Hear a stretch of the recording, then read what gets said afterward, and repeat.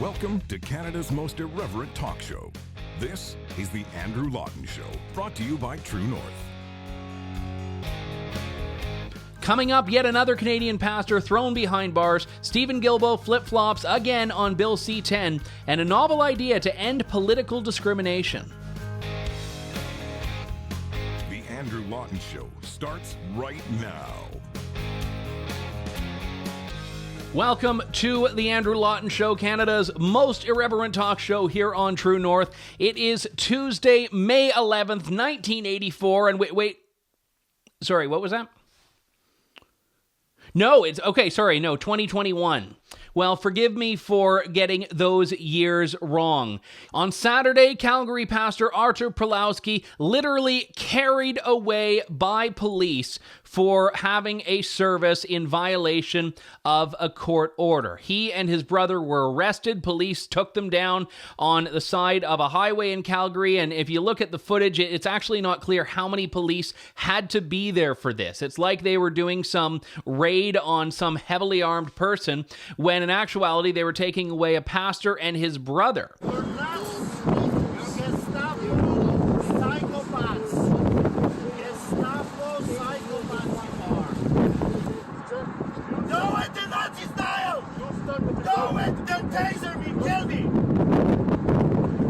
Now, he is not going away easily, as you hear. He yells that they're Gestapo and psychopaths and Nazis, terms we heard from Pastor Pawlowski a few weeks back when he literally chased police and health inspectors out of his church when they were there to shut him down, and he said, as a pastor, I'm not playing ball with this. Pastor Pawlowski has joined a club in which no one wants to be a member. Pastors put in jail because of their insistence on practicing their religious beliefs. This happens in China. This happens in Pakistan. This happens in Laos. That happens in North Korea. And yes, it happens in Canada, specifically in Alberta. A couple of months back, it was Pastor James Coates who spent days and days behind bars. Now it's Pastor Pawlowski, and while he was later released, you can never get back freedom that is taken away from you. You simply can't. So this is now the norm in Canada, that if the pastors won't shut their churches, you can lock them out of their churches, as we talked about last week with Pastor Jacob Rayon, and you can also go even further and haul them away to jail, which is exactly what happened to Artur Pawlowski. Now, before you do what happens every time I talk about one of these cases, I get emails from people saying, well, but he says this and he believes this, and I don't particularly care. You don't get to choose your martyrs, but when people are being persecuted, you can decide whether they or the ones hauling them away are the ones in the wrong. And in this case, the orders from politicians that justify this, that make this normal, that make this in some way upholding the rule of law rather than spitting on the rule of law, they are the ones that must be hauled to account here, not Pastor Pawlowski, not Pastor Coates, not Pastor Rayon, not Pastor Hildebrand. I don't need to agree with anyone theologically to realize that their rights are being violated. I don't need to join the church to stand up for the church, because an attack on a church and an attack on a pastor is an attack on all churches. It's an attack on all mosques, all synagogues, all temples, all gurdwaras. It's an attack on all religious liberty, which means it's an attack on the very fundamental freedoms of this country. For the people that were looking at this video and cheering on the police, what the hell is wrong with you? What is wrong with you? This is not what a society should strive to be. In fact, this is what people in societies risk their lives to fight against. It is this sort of overreach that people will fight against to form new societies that protect and preserve freedom. And Pastor Artur Pawlowski knows this all too well. He grew up on the other side of the Iron Curtain. He knows what it's like to live under tyrannical rule. He knows what it's like to live under a communist dictatorship. And well, even with what's happening here, I don't stack up Canada in the same ranks as those dictatorships. I also realize why, for someone who's lived that life, it all looks too eerily familiar for him. At one point not that long ago, you had people from Poland fleeing to the free world, and now you have Christians that will be fleeing to Poland. I'm not talking about Artur Pawlowski specifically, but in general.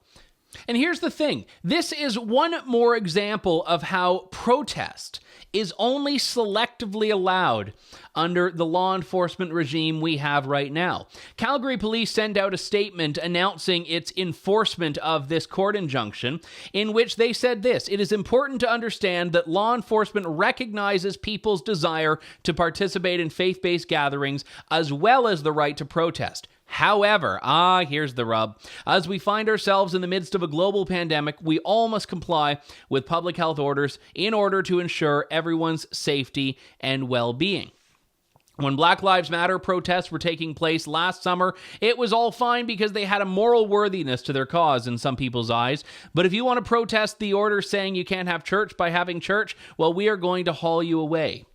Now, here's the thing. A lot of people laughed last week when I had said that Trinity Bible Chapel had been on the receiving end of $50 million in fines.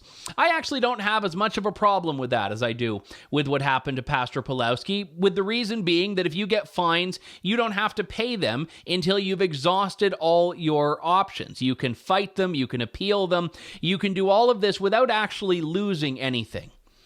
If you've been arrested, or in the case of Trinity, if your church doors have been locked on you, you cannot get that back.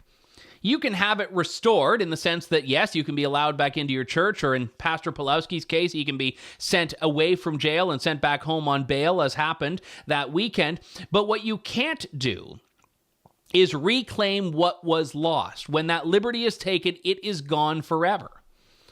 And the best case scenario, the best thing you can hope for, is a recognition from some court that, yes, your rights were in fact violated.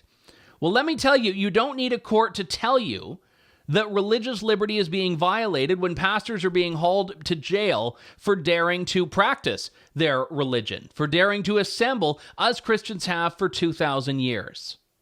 But the problem with this, to go back to Ontario for a moment, Trinity Bible Chapel, Church of God in Aylmer, and another one that I haven't focused on this show as much, which is the Wellandport United Reformed Church in Niagara region, those three have constitutional challenges against the Ontario government.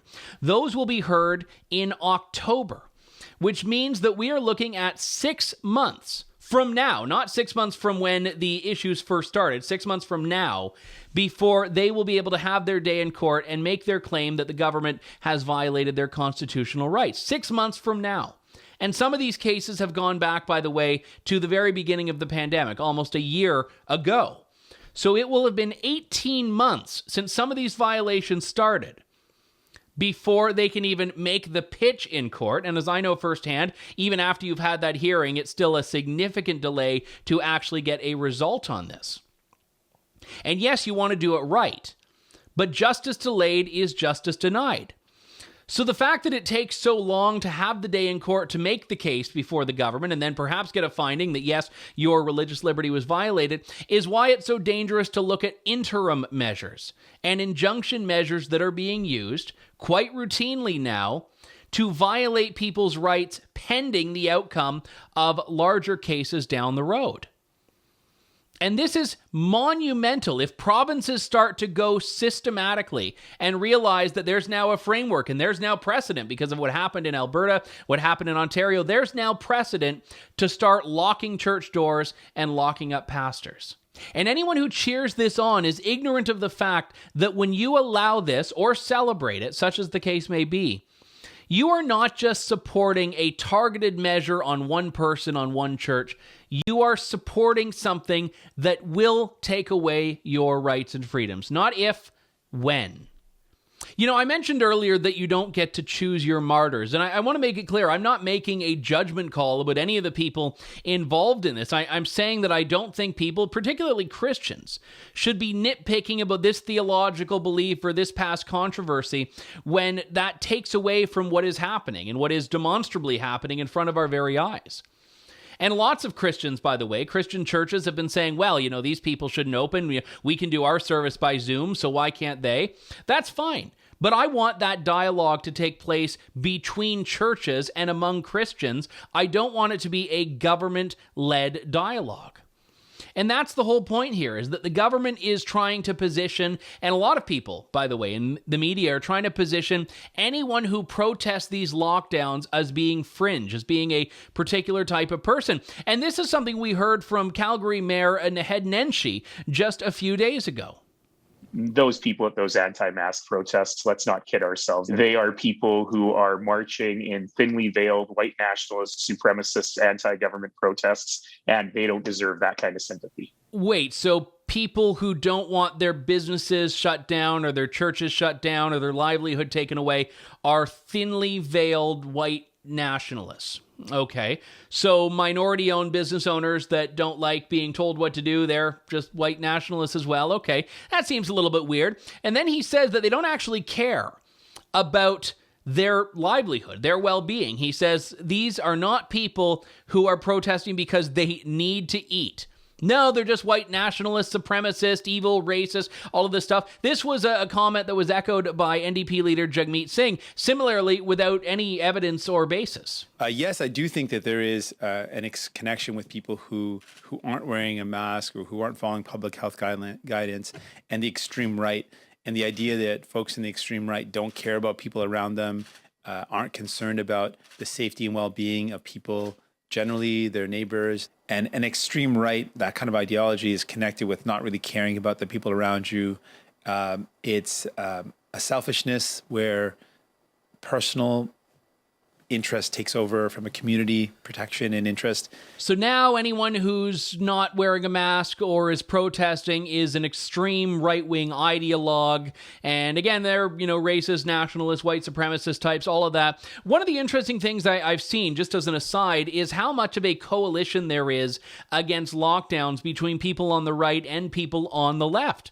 I've seen a lot of, hippie, new agey types that are finding this egregious. I've seen a lot of middle-class, moderate, liberal types that are against this. I've seen people on the right who are.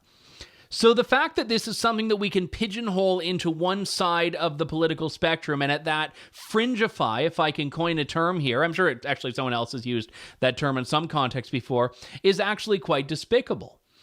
But what's happening here is politicians who have committed themselves to big lockdown, capital B, capital L, actually maybe capital B, capital S, but I digress. These politicians are really reframing it. They're redrawing the battle lines. You're either with the state or against the state. You're with the state powers or against the state powers. But the way they frame it is you're for health or you're not, which is a gross misrepresentation of what it is that people who oftentimes are protesting against restrictions are actually advocating for. And, some people might not agree with this, but in my experience, a lot of the most conscientious people when it comes to health have been business owners who are against lockdown. They're not against lockdowns because they are COVID deniers. They're against lockdowns because they don't think it's fair to sentence a business to death because of a risk that can be mitigated through proper measures and adaptations, which business owners are willing to do, which a lot of churches are willing to do. But now if you don't go along with big lockdown, you are just a white nationalist, supremacist, racist type. And you know what? At least they're being honest about it. At least they're being honest about that being how they see the world and anyone who disagrees with them. We've got to take a break. When we come back, more of The Andrew Lawton Show. Stay tuned. You're tuned in to The Andrew Lawton Show.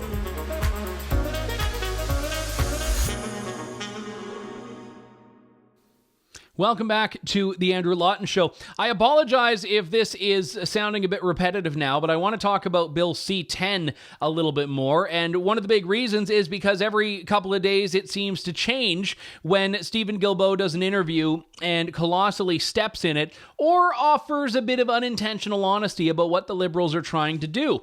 Now, this bill is still going through committee review. They're still amending and going back and forth.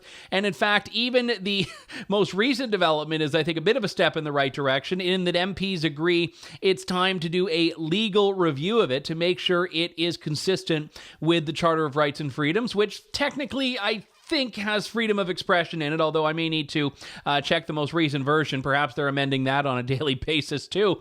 But the interesting thing is that it went from having user-generated content exempt to then not exempt to then exempt again, that Stephen Guilbeault said. And then he did an interview on CTV's Question Period in which Evan Solomon gave him the gears, and he talked about, again, going after individual content creators. I want you to watch. It's a long clip. It's about 2 minutes, but I want you to take a look at it, because in that clip, you see kind of how difficult it is for him to claim, on one hand, that users are not going to be targeted, and on the other hand, start talking about thresholds. But do you understand, if the CRTC is regulating discoverability of Canadian content on social media, that is regulating social media. You are now calling user-generated content programming, and so it's subjective. Like, this is the fundamental debate. I feel like we're driving past each other here. If the CRTC can put that, you're regulating it. You have, as I said, individuals are exempt from this law, or will be once it's adopted. And what we want to do, this law should apply to people who are broadcasters or who act like broadcasters. So if you have YouTube channels with millions of viewers and you're deriving revenues from that, then at some point the CRTC will be asked to put a threshold. But we're talking about broadcasters here. We're not talking about everyday citizens posting stuff on their YouTube channel. It has to have a material. I mean, the criteria here, I think you're looking for it. It has to have a material impact on the Canadian economy. That's what we will ask the CRTC to look for. This is the nub. People who are posting things on YouTube or TikTok or Instagram, they have hundreds of thousands of followers. So and now you're saying, okay, at some point there is a threshold and they're generating content. Of course they are. They're generating revenues. They're selling ads all over the world. That's how they make money on TikTok and YouTube. That's my question. At what point, what is the threshold that they will be subjected to CRTC regulations? You've admitted they will be. Now we're just debating when. So I ask you again, when? Well, obviously, this is why we have a body of experts like the CRTC to make those determinations. It's not up to politicians to decide that. We've deliberately decided to depoliticize this system so that governments come and go, but these experts are there, and they will be making this determination after having consultations with organizations of different opinion on the subject matter. And then this was, by the way, an interview he was doing to try to clean up the mess he had created on this. And then later on, he needed to issue a statement to clean up the mess he created in the interview. And his office said that he used unclear language, and further said that all regulations or financial obligations will only apply to the platforms. Accounts run by individuals still fall under the category of people. And then Rachel Aiello from CTV had said, well, hang on, how is he talking about people being regulated in the interview? And they said he could have been more careful using his words in order to reflect what the bill does. So there are a lot of problems here. Number one is the outsourcing of the individual regulations to the CRTC. So the problem there is that if C10 passes, you don't even entirely know what it's going to be doing, because the regulations are going to be made by a much less transparent and much less accountable body down the road. So you're passing a law that gives carte blanche in a lot of ways to regulators. The other part of this is that if you make money from it and you're an individual, well, you're a business. You're a business, and I could be some influencer on TikTok, probably not a good one, but I could try. And if I make money, even if it's a couple of $1,000s a month, or maybe a couple of $1,000 a year, or maybe $500,000 a year, who knows? And I set up my taxes and finances in a way that makes sense. Does that make me a publisher? I'm still an individual with an account. Does that mean I have to do, a random number of Canadian jokes per hour that the government says to ensure CanCon? Are they going to start cracking down on content? You can't regulate platforms or so-called publishers without regulating the users who post on those platforms. And an individual who runs a website that has any monetary component is someone who is engaging in business. So I'm not buying this distinction that platforms run by people are going to be the issue. Are they talking about sole proprietors, corporations, individual? I mean, again, the reason this is so dangerous is because they're not even being fully transparent with what they want to do. So you have to assume that they will crack down on any content that has a monetary component to it, which means if you click that little checkbox on YouTube or Facebook that says, yes, put some ads in this and give me a few bucks here and there, you are going to be subject to regulation. And the implications of this for content providers outside of Canada that Canadians like are significant. It's one thing if someone is posting on YouTube or Facebook and those platforms themselves have agreements with the Canadian government, which is in and of itself dangerous. But what about some website that I might want to go to from the Czech Republic or from Japan or something else? Those countries are not particularly relevant. It could be any country. What happens? Are those websites going to be blocked? Are they going to be subject to regulation if a Canadian wants to access it? The whole point of the internet is that it's supposed to be above these, Westphalian state-based regulators. But that's not what's happening here. So Stephen Guilbeault wants to take this Canadian lens to regulate the entirety of the internet, which will only penalize Canadians who happen to be using social media for personal or for professional reasons. And the fact that the Liberals keep flip-flopping on this, the fact that every time he does an interview, he seems to reverse the intent of this bill is exactly why, as I've said time and time again, these are not the people who can be trusted to regulate what you can say and what you can post and who can post online. We've got to take a break. When we come back, we will be talking about political beliefs and should they be protected in human rights law. That's up next here on The Andrew Lawton Show. Stay tuned.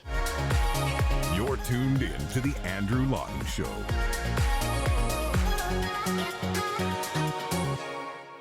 Welcome back to the Andrew Lawton Show here on True North. We talk about stories all the time of people being fired or canceled or losing some appointment or subjected to some form of punishment that is oftentimes very real to them, and the rationale behind it is that they believed the wrong thing. And interestingly enough, in human rights law in Canada, people have protections for virtually every aspect of their identity imaginable, except for one, and that is their political beliefs. Bruce Pardy, who is a fantastic lawyer, a law professor at Queen's University, and you may remember him, he was a great panelist on our Big Tech Censorship panel a few weeks back, had given some remarks on this to the Canada Strong and Free Conference, which he synthesized into a very great essay in the National Post. Bruce Pardy joins me now. Always good to talk to you, Bruce. Thanks for coming on. Thanks for having me, Andrew. Now, you note in your column here that there are protections for sexual identity, gender identity, gender. In fact, in Ontario, even creed is protected. It seems like, as I mentioned, every aspect of one's identity imaginable, but beliefs haven't made it into any province's protected human rights grounds. Well, actually, there are several provinces that do list it in their human rights codes as a protected ground of discrimination, but it really hasn't amounted to much. And you'd be pretty hard-pressed to say that political beliefs are really genuinely, robustly protected anywhere across the country. Yeah, you mentioned something that I wanted to read here. You said the baker must serve the transgender woman because his private shop is a quasi-public space, but he can ban the guy in the MAGA hat, and Twitter can censor right-wing speech because, after all, private businesses are private. It does seem like we have a very significant double standard in when we say that, no, it's your business, you can do what you want, and when we say, oh, no, if you open your doors to the public, you have to treat yourself like the town square. That's right. And you'll hear this argument all the time with respect to the big tech companies, right? So Twitter, for example, is a private company, and so therefore it should be able to censor whatever views it likes. Well, okay, but if you're going to go with that, then that theory, if you extend it, means that the baker can serve anybody they like, and the hairdresser can serve anybody they like, and so on down the line. So what I'm trying to get at is, let's have it one way or the other. Either everybody is protected or everybody is free to choose as they wish. And the problem we have right now is it's some of one and some of the other. And the sum of one is almost inevitably favoring and protecting those causes and identities championed by the left. And the right is hung out to dry. And they often do it to themselves, too, by saying, well, we believe in freedom to do what you want. And I agree. I agree with that. I think people and companies should be able to choose as they wish. But the problem is that that's not what we have. And we have no prospect of getting there. And so the question remaining is, do we extend the protection to political beliefs, or do we just leave things in the mess that they are? Yeah, you have identified this gap here. You've identified the double standard, and from that, the choice we have is either expand these protections to include political beliefs or strip away all of the other ones as they pertain to what people can do and who people associate with and who people sell as customers or sell to as customers. And is your ideal version, though, that one, which is we actually kind of scrap the whole thing? Oh, yes, that would be my ideal. My idea, so human rights began, it's an excellent idea, right? The idea is that people should be protected from an overbearing state. I mean, we don't want people being thrown in jail arbitrarily or being subject to torture without due process in terms of prosecutions and so on.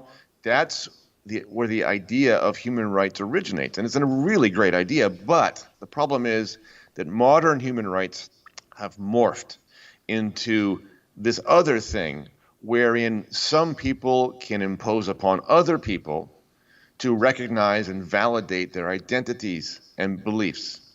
And yeah, we'd be better off without that version of human rights altogether, as far as I'm concerned.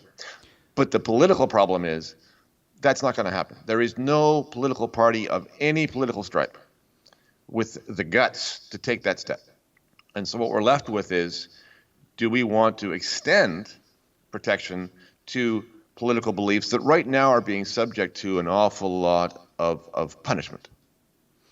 One of the things I've always found about human rights commissions is that inherently they have to create some sort of a hierarchy of identity groups. I mean, one of the most notable examples, I think it was a year or 2 years ago in, I want to say Windsor, there was a waxologist from some salon that didn't want to wax a transgender customer, but the reason was that the waxologist was a Muslim.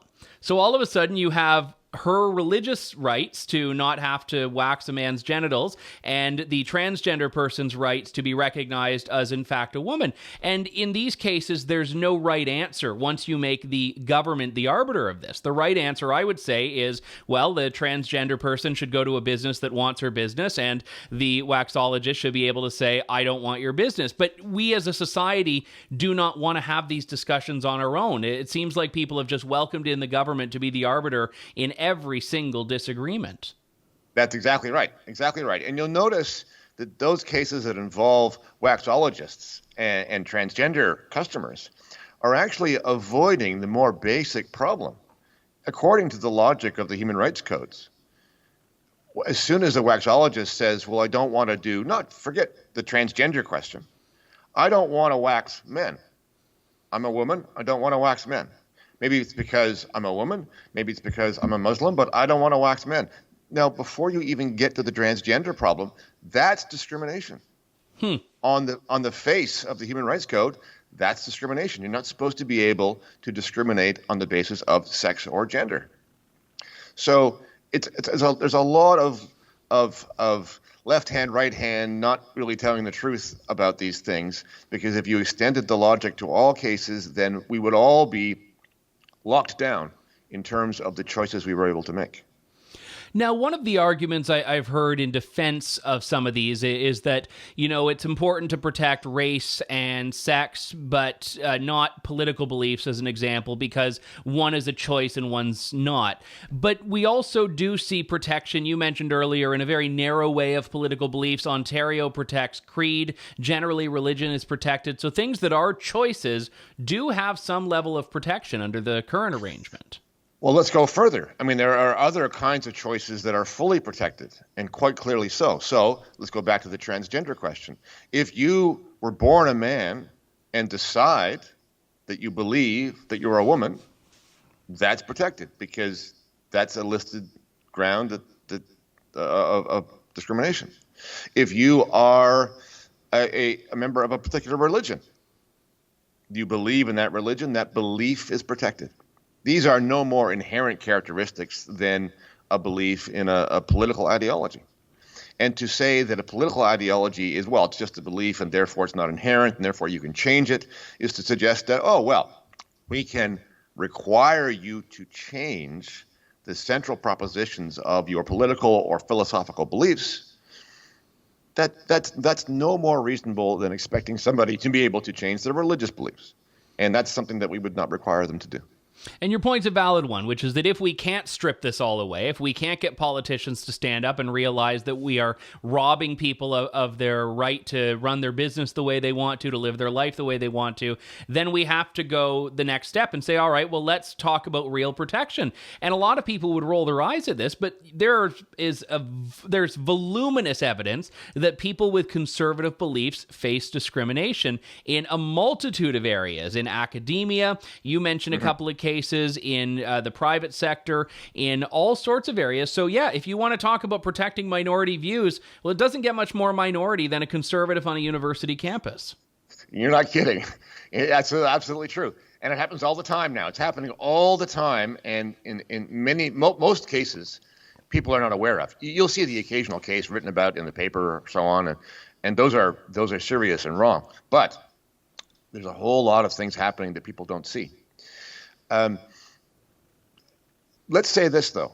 One of the objections to this idea is that the whole thing will become totally unmanageable, unwieldy. The restrictions to be placed upon into the lap of employers would be untenable.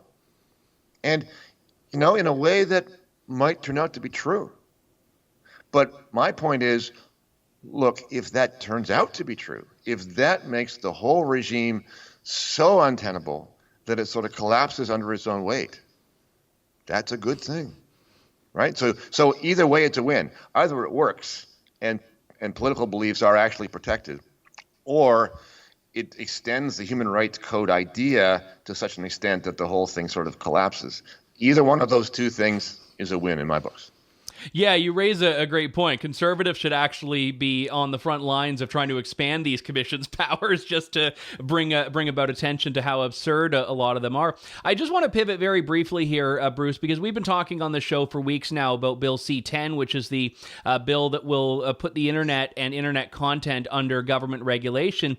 Your perspective on this one I'm curious about, because we know that the Federal Human Rights Act doesn't deal with what you do in your own business for the most part, but it does deal with federally regulated areas. And one of those is very key, which is the internet. And that was where years ago there was Section 13, which regulated internet speech. Is there a direct connection that we can draw between Bill C-10 and a lot of these things that you're talking about in a provincial context at the federal level, with the online harms bill or online hate speech bill that Stephen Guilbeault is talking about wanting to introduce any day now?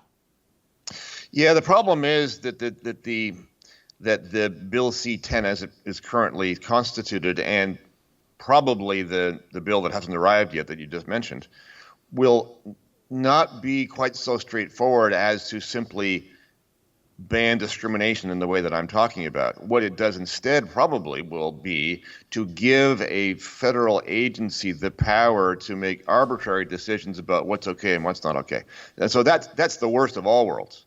Not only do you not have a list of criteria, you have taken the power of speech away from people and given it to the government to supervise. That's just bad news all around.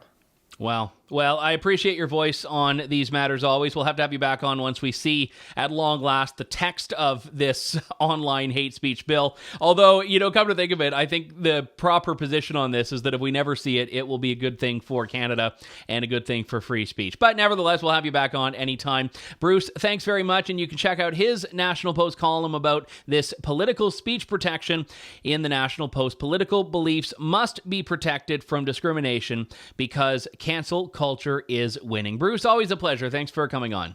Good stuff, Andrew. Thanks very much. That was Bruce Pardy. And with that, we have to bid adieu for today's show, but fear not, we'll be back in just a couple of days' time with more of Canada's most irreverent talk show. This is the Andrew Lawton Show on True North. Thank you, God bless, and good day. Thanks for listening to The Andrew Lawton Show. Support the program by donating to True North at www.tnc.news.